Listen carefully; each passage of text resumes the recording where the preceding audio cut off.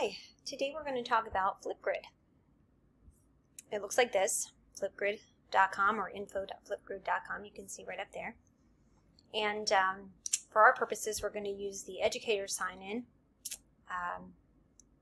When you sign up, you can sign in using Google or Microsoft. It depends on what you have already set up in your system. I am an educator login, so I'm going to do that. And you'll see that your students also have a code depending on how you set up your grids. You start with a discussion group and topics. I have 3 topics here. And within my group, which is a private group for my classroom, it's a good thing about it. You can set up privacy settings for your class just to keep an eye on your students and how they're using the tool. You can add co-teachers to these things. You can view the account as a student.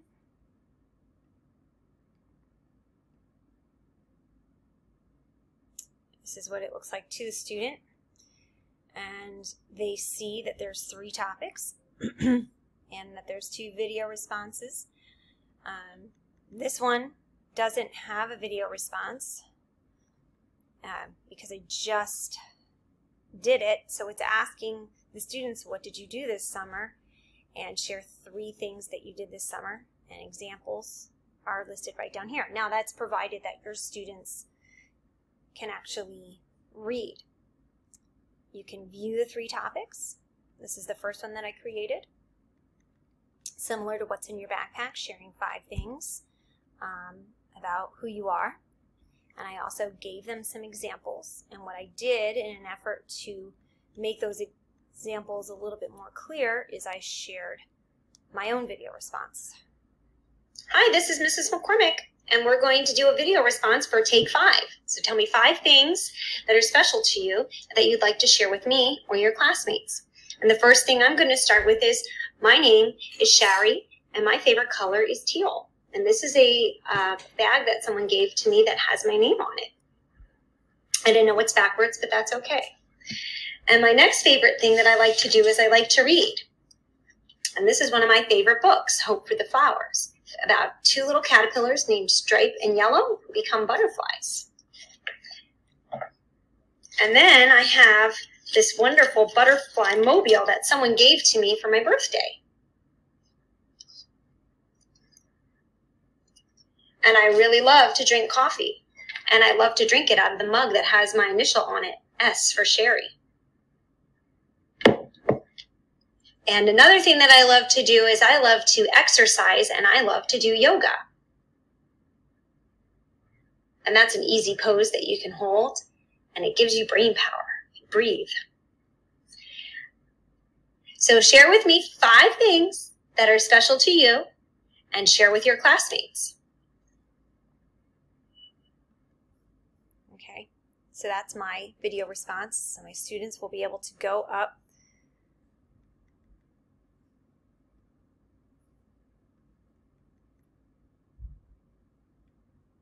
Now I have to view it as a student again. So my students will be able to go up and right here record their own response. And it's asking me, and here I am. So it'll be able to do that. So that is what Flipgrid looks like to the students.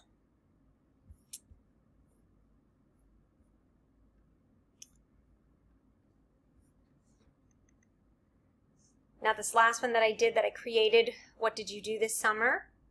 I didn't record a video response for that. But in the settings, when you can edit the settings, even after you shared it, it's already been shared to my Google Classroom as well. But you can edit the details of how you want it done. You can edit the title, the prompt, the media. I just chose an emoji. It'll take you down to the permissions, who's allowed to view it, whether the topic's being moderated, how long you want the video to be, 15 seconds, 45 seconds, a minute, 30 seconds, things like that. Comments, if you want them to be moderated, only the video responses and comments you've approved will be shared, but it depends on your students. You can add closed captioning if you need to. You can add additional links from OneNote, Google Docs, and more. Seems to be a multi-platform tool. You can allow the notifications, the frequency of the notifications, editing the video, view count, sticky notes, things like that, all different kinds of things. And it depends on how in-depth your students are going to get, to the age of your students, how they can handle the technology and the feedback. And then you update the topic or delete the topic, and it stays in the discussion in your group. You can also add other groups. You can create groups, a hidden group or an active group. Here's the permissions for the group, how you want it done. Add it with your Google Classroom, your student username. That's also going to depend on your Google Classroom student email. You want to make sure that you add, where the school email is, who can actually access it. But when you share the group, I'm not going to create a group right now. When you share the group, it'll give you the option to copy it, use a QR code, share it to a Google Classroom, embed the code to share it to Microsoft Teams, the Remind platform, or Twitter. You can edit your permissions of who you want in the grid, depending on the age of the students. I've seen this used with children as young as kindergarten, so you may want to keep that private.